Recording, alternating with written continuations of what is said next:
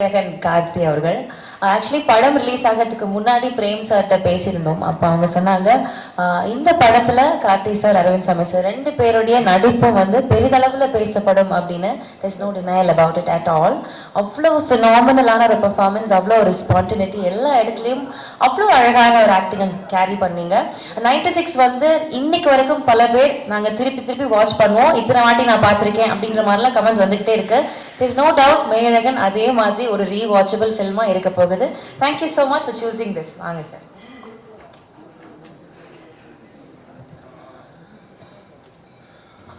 முதல்ல பத்திரிகை, தொலைக்காட்சி, ஊடக நண்பர்கள் எல்லாருக்கும் இந்த படத்தை புரிஞ்சுக்கிட்டு இந்த படத்தை பற்றி அத்தனை வரிகள், அத்தனை பாராட்டு வரிகள் எழுதி இந்த படத்தை கொண்டாடினவங்க எல்லாருக்கும் முதல்ல நன்றி. அதே சமயத்தில் உலகத்தில் எங்கேருந்தோ சின்ன சின்ன ஒரு மூலைகள் இருந்து இந்த படத்தை பற்றி, இந்த படத்தை ரசித்து இந்த படம் என்ன தாக்கத்தை அவங்க மேலே ஏற்படுத்தியிருக்குன்னு தொடர்ந்து ஒரு மீம்ஸாகவும் பதிவுகளாகவும் ரீல்ஸாகவும் போட்டுகிட்டே இருக்கிற தமிழ் சினிமாவின் ரசிகர்கள் உங்கள் எல்லாருக்கும் இந்த தருணத்தில் நன்றி சொல்லிக்கிறேன். தனியாக நன்றி சொல்ல முடியல, நான் அவ்வளோ பேர் இந்த படத்தை பாராட்டியிருக்கீங்க, புரிஞ்சுக்கிட்டு இருந்திருக்கீங்கிறதுக்கு ரொம்ப நன்றி. இந்த படம் ஒத்துக்கிறதுக்கு மிகப்பெரிய ரீசன் என்னென்னா, இதுக்கு முன்னாடி தமிழ் சினிமாவில் அருமையான படங்களை நமக்கு கொடுத்த முக்கியமான இயக்குநர்களும் நடிகர்களுக்கும் நான் நன்றி சொல்லி ஆகணும். Balachander sir, K Viswanath sir, Balu Mahendra sir, Mahendran sir, Kamal sir, அவங்களாம் நம்ம சின்ன வயசில் அவங்க வந்து வெறும் உறவுகளை வச்சு கதைகள் பண்ணி அதை ரசிக்க வச்சு அதை நீங்கள் தூங்க விடாமல் பண்ணியிருக்காங்க. அந்த மாதிரி படங்கள் நமக்கு கிடைக்காதான்னு ஏங்குறப்போ அப்படி ஒருத்தர் கதை எழுதியிருக்காரு. அந்த கதையை எப்படி மிஸ் பண்ணுறது? எனக்கு மெட்ராஸ் வெற்றி விழாவில் வந்து பத்திரிகை எல்லாரும் நான் சந்திச்சப்போ ஞாபகம் இருக்குது. நல்ல படங்களை தேர்ந்தெடுத்து பண்ணுங்கள், நீங்கள் பருத்தி வீரனில் ஸ்டார்ட் பண்ணியிருக்கீங்க, நீங்கள் பொழுதுபோக்கு படம் பண்ணுங்கள், நான் நல்ல படங்கள் தேர்ந்து பண்ணீங்கன்னு எனக்கு சொல்லியிருந்தீங்க. நான் மறக்கவே மாட்டேன். அதுலேருந்து நான் என்னுடைய பாதையை, நான் தேர்ந்தெடுத்த படங்களும் உங்களுக்கு தெரியும். இந்த படம் வரும்போதும் இந்த படம் பண்ண வேண்டிய படம் இது வந்து இந்த படம் எவ்வளோ ஒரு உரையாடலில் உருவாக்கியிருக்கு, எத்தனை பேர் ரிஃப்ளெக்ட் பண்ண வச்சிருக்கு. ஒரு கலைப்படைப்புக்கும் நல்ல கலைப்படைப்புக்கும் முதல் விஷயமே இந்த உரையாடலை ஏற்படுத்துறது, ஒரு விவாதத்தை ஏற்படுத்துறது தான். அப்படி அவ்வளோ விஷயங்களை வந்து இந்த படம் பேச வச்சிருக்குங்கிறதுக்கு இந்த படத்துடைய வெற்றிக்கூட மிகப்பெரிய முக்கியமான ரீசன். அப்படி சினிமாங்கிறது பொழுதுபோக்கு மட்டும் இல்லை, எல்லா கலை அம்சத்தையும் சேர்ந்த ஒரு கலைப்படைப்புன்னு காமிச்சிக்கிறதுக்கு எப்பாதான் நல்ல படங்கள் அமையும். அப்படி ஒரு படமாக தான் நான் பார்க்குறேன். அதே சமயத்தில் இன்னைக்கு ஒரு 30லேருந்து அபோவ் இருக்கிறவங்க, வாழ்க்கையில் கொஞ்சமாவது கஷ்டத்தை பார்த்தவங்க, அவங்க எல்லாருக்கும் இந்த படம் நிச்சயம் புரியும்னு நம்பினேன். அண்டு இன்னைக்கு இருக்கிற ஒரு மன ஓட்டம் இருக்கு இல்லையா, ஒரு செகண்ட் வேர்ல்டு வார்க்கு அப்புறமா ஒரு சமுதாயம் வளர்ந்துருக்கும், அவங்களோட எண்ண ஓட்டங்கள் வேறையா இருந்திருக்கும். அதுக்கப்புறமா இருந்தவங்களோட எண்ண ஓட்டங்கள் இருக்குல்ல, நம்ம வந்து ஒரு தொழிலுக்காக வந்து சிட்டிக்கு வந்துட்டோம், அதுக்கப்புறம் பார்த்தா சொந்தங்களை விட்டு போயிடுறோம், நம்மளுடைய கலாச்சாரத்தை விட்டு போயிடுறோம், நம்மளுடைய சரித்திரத்தை மறந்துடுறோம் அப்படின்னு நிறைய விஷயங்கள் நம்ம மனசுல ரொம்ப ஆழமா ஓடிக்கிட்டு இருக்கும். அது எல்லாத்தையும் எடுத்து கண்ணு முன்னாடி நிற்க வச்ச மாதிரி இந்த கதை இருந்துச்சு. அப்போ இந்த கதையை பண்ணிடணும் அப்படின்னு தோணுச்சு. அதே ரியாக்ஷன் எல்லாருக்கிட்டையும் இருக்குங்கிறது எனக்கு ரொம்ப சந்தோஷமா இருக்கு. அது சொன்னது, அன்பை விதைச்சிட்டோம்னா போதும்னு, அன்பு எல்லாருக்குள்ளயும் இருக்கு, அதை வெளில கொண்டு வந்தா போதும். இது ஒரு ஃபேஷனபிளான விஷயம் கிடையாது. இன்னைக்கு வந்து கான்ட்ரவர்சி தான் எல்லாரும் அதிகமாக பார்ப்பாங்கன்னு கான்ட்ரவர்சி பண்ணி போயிட்டு இருந்தாலும், முன்ன பின்ன தெரியாத ஒருத்தருக்கு ஒரு செஞ்ச உதவி, ஒரு சின்ன வீடியோவா வந்து அதனோட வியூஸ் தான் இங்கே ரொம்ப அதிகமா இருக்கு. ஸோ அதை எடுத்துட்டு வந்து ஒரு கதையா எழுதியிருக்காரு, அதை எப்படியாவது பண்ணிடணும்னு ஆசைப்பட்டோம். அப்போ 2D கிட்ட கொண்டு போய் கொடுத்தோம்னா தான் இந்த முழுமையா எந்த ஒரு டிஸ்டர்பன்ஸ் இல்லாமல் அழகாக வந்து சேரும்னு நம்பணும். அதுக்கேற்ற மாதிரி வந்து ராஜாக்கும், Karthiyanan, team managers, Senthil sir, இவங்க எல்லாருக்கும் வந்து பெரிய நன்றி சொல்லணும். ஏன்னா அப்படி கவனிச்சுட்டாங்க. எல்லாமே நைட் ஷூட்டு கூடயே இருந்து எந்த ஒரு இடையூறும் இல்லாமல் அந்த ஷூட்டிங் கண்டினியூஸாக வந்து முடிஞ்சதுக்கு அந்த ப்ரொடக்ஷனுக்கு ஒரு பெரிய நன்றி சொல்லணும். அதுக்கப்புறம் வந்து ஒவ்வொரு டெக்னீஷியன்ஸும் 96ங்கிற ஒரு படத்தில் ஏற்கனவே எல்லாருமே ப்ரூவ் பண்ணிட்டாங்க, எல்லாரும் அவங்களோட ரசிகர்களாக இருக்கிறோம். ஆனால் திரும்ப அதே டீம் இன்னொரு படம் எடுக்கிறாங்கன்றப்போ அவங்க எல்லாரும் ஒரு குடும்பமாக உட்காந்து அந்த ஓனர்ஷிப் எடுத்துக்கிட்டு ஒவ்வொரு டிபார்ட்மெண்ட்டும், நான் ஒவ்வொரு டிபார்ட்மெண்ட்டாக சொல்லணும்னா, எடிட்டிங் எடுத்துட்டோம்னா எங்கே எடிட் பண்ணியிருக்காங்கன்னே தெரியாத அளவுக்கு அவ்வளோ ஸ்மூத்தாக கொண்டு போகிறது வந்து அவ்வளோ ஈஸியாக இல்லை. அந்த உரையாடலுக்கும் கற்பனையிலாக இருக்கிற அந்த பழைய கால காட்சிகளுக்கும் ஜம்பே இல்லாமல் அவ்வளோ ஸ்மூத்தாக கொண்டு போனது கோவிந்த் வசந்தாவோட இசை. மாடை பார்க்கும்போது அது என்னமோ ஒரு தெய்வம் மாதிரி தெரியுது நம்ம கண்ணுக்கு. ஒரு சைக்கிள் பார்க்குறப்போ அது விலை மதிப்பில்லாத ஒரு பழைய சைக்கிளுக்கு வந்து அவ்வளோ ஒரு வேல்யூ இருக்குங்கிறது. என் கசன் சொல்கிறான், அந்த படம் பார்த்துட்டு ஒரே ஒரு நாள் அண்ணா கூப்பிட்டு நீ வந்து நான் பார்த்துக்கலான்னு சொன்னார். நான் ரியலைஸ் பண்ணதே இல்லை அந்த மோமெண்ட்டை, எப்போ என் வாழ்க்கை மாறிச்சு நான் ரியலைஸ் பண்ணவே இல்லை. ஆனால் அந்த ஒரு ஃபோன் கால் என் வாழ்க்கையை மாற்றுச்சு. அப்படி நம்ம யாருக்குமே நம்மளை அறியாமல் பண்ண உதவி அவங்க லைஃபையே மாற்ற முடியும்னு சொன்னால் தெரிஞ்சு எவ்வளோ உதவி பண்ணலாம் அப்படின்னு அவனுக்கு அவ்வளோ மைண்டில் ஓடிட்டே இருந்துச்சுன்னு சொல்கிறான். அப்படி எல்லாருடைய மனசாட்சியா எல்லாரையுமே வந்து இந்த படம் கேள்வி கேட்க வச்சுட்டு இருக்குன்னா அதுக்கு அந்த இசை கொடுக்குற வேல்யூ இருக்கு இல்லையா, அது அவ்வளோ முக்கியமாக நான் பார்த்தேன். கேமரா ஒர்க்கா வந்து மகி எப்போ வேலை செஞ்சாப்புலனே தெரியல, தள்ளி தான் இருப்பாப்புல, கிட்டே வரமாட்டாங்க. ஒரு கிட்ட வந்து கேமரா வச்சு இது சினிமான்னு காமிக்கிற மாதிரி ஒரு காட்சி கூட இல்லை, எல்லா இடத்துலையும் தள்ளி இருப்பாங்க. ஏன் பிரதர் இந்த படத்தில் இந்த ட்ராலி ஷாட்டு இந்த ஜிம்மி ஜிப்பு இதெல்லாம் யூஸ் பண்ணவே மாட்டீங்களா அப்படின்னு கேட்டேன். எந்த இடத்துலையும் சினிமான்னு தெரிஞ்சிடக்கூடாதுங்கிறதுக்காக கேமரா தள்ளியே இருக்கும், எங்ககிட்டயே வந்ததே இல்லை. ஒரு நாள் கூட நானும் சாரும் நடிக்கிறப்போ நாங்கள் வந்து நடிச்சிட்டு இருக்கோங்கிற உணர்வே இல்லை. நாங்கள் 2 பேர் பேசிகிட்டு இருக்கோம், ரொம்ப நெருக்கமானவங்ககிட்ட இருக்கிற போது தான் வந்து நம்மளோட எல்லா விஷயங்களும் பகிர்ந்துக்குவோம். அப்படி எல்லா விஷயம் பகிர்ந்துக்கிறதுக்கான ஒரு ஆப்பர்ச்சுனிட்டி வந்து அந்த கதையில் இருந்திருந்தாலும் அதுக்கான சூழலை வந்து அவ்வளோ ஏற்படுத்தி கொடுத்துருந்தாங்க. லைவ் சவுண்டாக இருக்கிறதுனால எல்லாரும் பின் ட்ராப் சைலன்ஸில் இருப்பாங்க. அதுக்கு வந்து அசிஸ்டன்ட் டைரக்டர்ஸ்க்கும் அசிஸ்டன்ட் கேமராமேனுக்கும் நன்றி சொல்லணும். அந்த செட்டை அப்படியே வந்து அந்த அமைதியை மெயின்டைன் பண்ணதுக்கு. இல்லாட்டி இந்த படம் பண்ணுறது அவ்வளோ ஈஸி இல்லை. இல்லாட்டி அந்த மாதிரி ஒரு ஜோன் அவுட்டாக உள்ளே போய் நம்மளுடைய சரித்திரமும் நம்ம சமூகத்தில் நகர்ந்த நிகழ்ச்சிகளும், ஏன்னா நமக்கு வராத வரைக்கும் அது பிரச்சனை இல்லைன்னு தான் நம்ம வாழ்ந்துட்டு இருக்கோம். ஆனால் வந்து உன்னை சுற்றி இருக்கிற விஷயம் இன்னைக்காக உன்னை பாதிக்கும் அப்படிங்கிறது வந்து நமக்கு பின்னாடி தான் இருக்கும். ஆனால் ஒருத்தன் அதை எடுத்து நம்ம கண்ணு முன்னாடி பேசுகிறான் இல்லையா, அப்போ தான் அதனோட சீரியஸ்னஸ் நமக்கு புரியுது. அந்த மாதிரி விஷயங்களை பகிர்ந்துக்கிறது வந்து எனக்கே ஒரு படிப்படியாக இருந்துச்சுன்னு சொல்லலாம். அண்ணா அடிக்கடி சொல்லுவாங்க, லார்ஜ் ஹார்ட்டடாரு உன்னால எவ்வளோ பெருந்தன்மையாக இருக்க முடியுமோ அப்படின்னு அடிக்கடி சொல்லிட்டே இருப்பாங்க. அப்படி பெருந்தன்மையாக இருந்தால் தான் சில முடிவுகள் எடுக்க முடியும், சில தருணங்களை முக்கியமான முடிவுகள் எடுக்க முடியும். அப்போ தான் எல்லார் மேலேயும் அன்பாக இருக்க முடியும், நம்ம மேலே கோவப்பட்டவங்க மேலேயும் நம்மளால் அன்பாக இருக்க முடியும். அந்த மாதிரியான சூழல் இந்த படம் திருப்பி எனக்கு ஏற்படுத்தி கொடுத்துட்டு சொல்லலாம். ராஜா சொன்ன மாதிரி நம்ம ஊரில் சொந்தக்காரங்க இருப்பாங்க, சம்மரானா ஊருக்கு நான் போயிடுவேன், அவங்க தகுதிக்கு மீறி நம்மளை கவனிப்பாங்க. அது நம்ம மெட்ராஸ்லேருந்து வர பசங்க, அதனால இவங்க நல்ல பிஸ்கட் தான் சாப்பிடுவாங்க, ஒரு நல்ல வாழைப்பழம் வாங்கி வைக்கணும்னு அவங்க தகுதிக்கு மீறி கவனிச்சுப்பாங்க. ஆனால் சாப்பிடாம கூட வருவோம், கையில் தொட்டு கூட பார்க்க மாட்டோம்.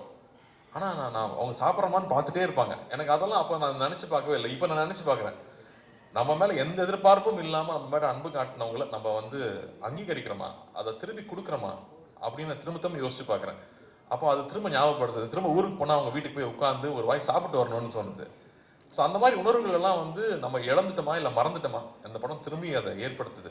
அப்படி வந்து ஒவ்வொருத்தருக்குள்ளேயும் இருக்க நிறைய நினைவுகளை வெளியில கொண்டு வருது. அவங்க எழுதி தள்ளுறாங்க, பேச்சா எழுதி தள்ளுறாங்க. ஸோ அது ரொம்ப சந்தோஷமா இருக்கு, இந்த படத்தை புரிஞ்சுக்கிட்டாங்க அப்படின்னு.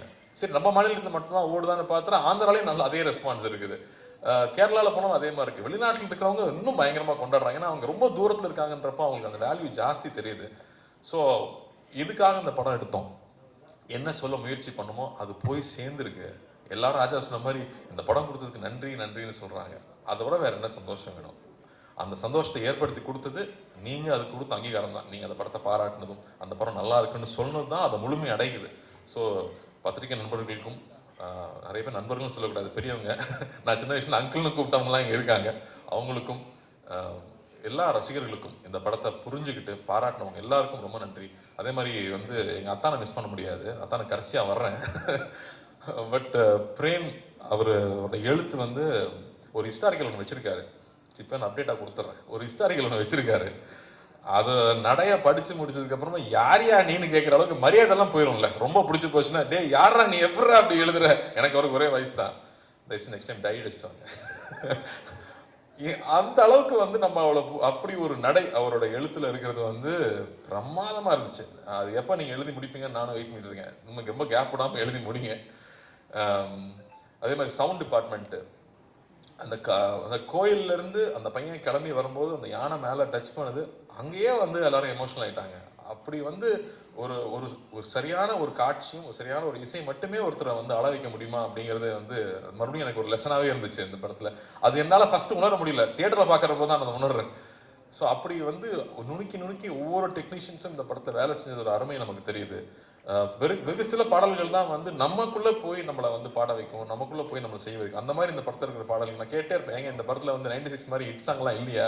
ஆமாம் பிரதர், இந்த படத்தில் லவ் சாங்லாம் போட முடியாது அப்படின்னு சொல்லிட்டாரு முதல்ல. ஆனால் இதில் இருக்கிற சிச்சுவேஷனுக்கு சாங்ஸ் இருக்கிறது இருக்கு இல்லையா, அது அவ்வளோ அழகு.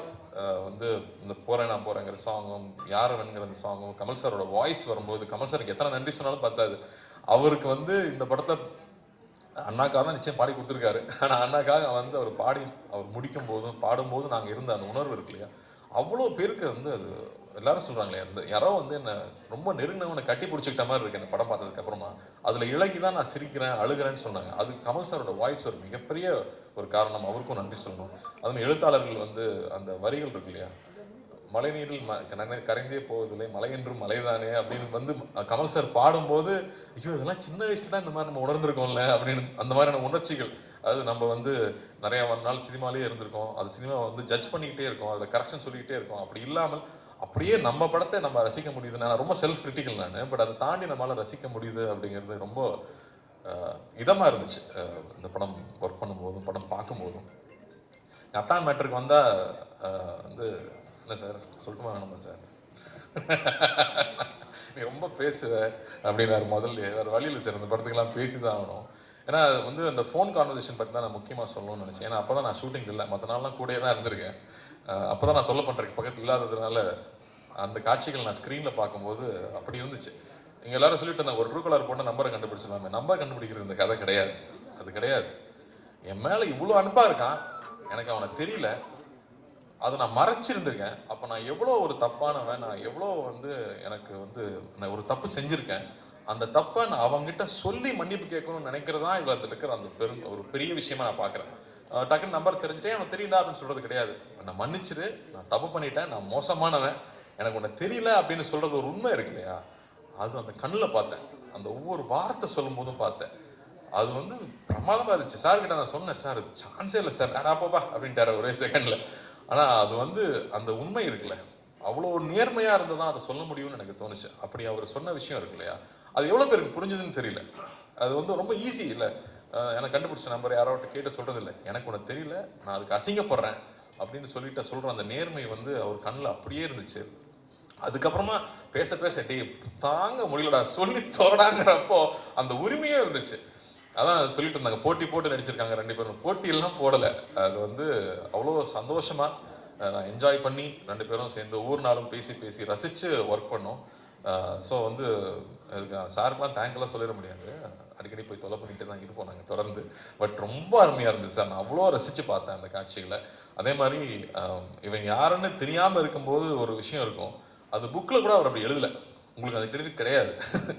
அருள்மொழியை வந்து நீங்கள் அப்படி எழுதலை, அது எங்கள் அத்தான் தான் அப்படி ஆக்கியிருக்காரு. அதை வந்து பல மடங்கு மேலே எடுத்துகிட்டு போனது வந்து எங்கள் அத்தான் தான். அவ்வளோ பியூட்டிஃபுல்லாக அதை லேயராக புரிஞ்சுக்கிட்டு இந்த கேரக்டர் எப்படி இருக்கணும். அவர் வந்து ஒரு சர்ஃபேஸ் லெவலில் அவன் வந்து ஒரு மரம் மாதிரி தான் எழுதியிருந்தார்.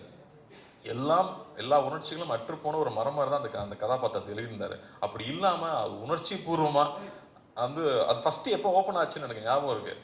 யார் ஃபஸ்ட்டு குளிச்சுட்டு வராங்கன்னு பார்ப்போமா அப்படின்னாரு. நான் ஃபஸ்ட்டு ஆடி போயிட்டேன், இப்படி இல்லையே அப்படி எழுதலையே அப்படின்னு. அப்போ தான் வந்து திரும்ப எனக்கு நாங்கள் ஊருக்கு போனால் எப்படி இருப்போமோ அப்போ வந்து எப்படி ஒருத்தன் இழகிறான் அப்படிங்கிறத வந்து அவர் மைண்டில் வச்சுக்கிட்டு ஸ்டேஜ் பை ஸ்டேஜ் அவர் கொஞ்சம் கொஞ்சமாக அதில் இருந்து வெளியே வந்துருப்பார். இல்லை நான் சொல்லி தான் ஆக முடியாது, இவ்வளோ பேர் இருக்காங்களே, நான் சொல்லி தான் ஆகணும், வேற எப்போ சொல்கிறது. ஸோ பியூட்டிஃபுல்லாக பண்ணியிருந்தீங்க sir, love you sir. And இந்த தருணத்தில் எனக்கு இவ்வளோ நேரம் டைம் கொடுத்து பேச அனுமதிச்ச உங்களுக்கும் ரொம்ப ரொம்ப ரொம்ப நன்றி. நிறையா மிஸ் பண்ணுறேன்னா அப்படின்னு யோசிக்கிறேன். சக்தி இன்னொரு பேச்சாளர் எங்களுக்கு ரெடி ஆகிட்டார் இண்டஸ்ட்ரிக்கு. ரொம்ப அழகாக சொன்னீங்க, டைரக்டர் பற்றி அவ்வளோ அழகாக சொன்னீங்க. எப்படி வந்து நிறையா மூட்டை கட்டி வச்சிட்டோம்னா அதில் வந்து அரிசியும் உமியும் சேர்ந்துருந்தா அதுக்கு வேல்யூ இல்லை, அரிசி மட்டும் இருந்தால் தான் வேல்யூ. அப்போ எத்தனை மூட்டைங்கிறது கணக்கு இல்லை, மூட்டை மட்டும் அரிசி இருக்கா, அது உணவாகுமாங்கிறது தான் முக்கியம். அதனால் கம்மியான படங்கள் பண்ணாலும் நல்ல படங்களாக பண்ணுவார் நிச்சயமாக அவர். பட் அது ரொம்ப அழகாக எடுத்து சொல்லியிருந்தீங்க. ஸோ நன்றி. இந்த அனைவருக்கும் அசிஸ்டன்ட் டைரக்டர்ஸ்க்கு, படத்தை வேலை செஞ்ச அனைவருக்கும், அந்த மாடுலேருந்து அந்த பாம்புலேருந்து அந்த சைக்கிள்லேருந்து அந்த செருப்பு வரைக்கும் நன்றி நன்றி நன்றி. இந்த ஒரு சந்தோஷத்தை கொடுத்ததுக்கு, இந்த பெருமையை கொடுத்ததுக்கு மறுபடியும் அண்ணாவுக்கு நான் நன்றி சொல்லிக்கிறேன். அடிக்கடி வந்து நான் சொல்லிகிட்டே இருப்பாங்க, இந்த படத்தை பற்றி இந்த மாதிரி திரும்ப அடிக்கடி படம் பண்ண முடியாது, ஃபர்ஸ்ட் பி ப்ரௌட் அப்படின்னு சொல்லிட்டே இருந்தாங்க. அன்னி முந்தனே தான் படம் பார்த்தாங்க, ஒரு ப்ரொடியூசராக பொறுப்பாக ரிலீஸ்க்கு முன்னாடி படம் பார்க்க வேண்டாம், படம் பார்த்ததுக்கு அப்புறமா அன்னி கூப்பிட்டு ஸோ ப்ரௌட் கார்த்தி, இந்த மாதிரி படம் அடிக்கடி பண்ணு. இங்கே வியாபாரம் ஒரு பக்கம் இருக்குது, ஆனால் இங்கே இன்னொன்று வந்து மக்களுக்கும் நமக்கும் நெருக்கமாக இருக்கிற படங்கள் வந்துகிட்டே இருக்கணும்னு சொன்னாங்க. ஸோ அதெல்லாம் பெரிய கான்ஃபிடன்ஸ் கொடுக்குது. ஸோ நன்றி என்னுடைய 2 ப்ரொடியூசர்களுக்கும் ரொம்ப ரொம்ப நன்றி. தேங்க்யூ.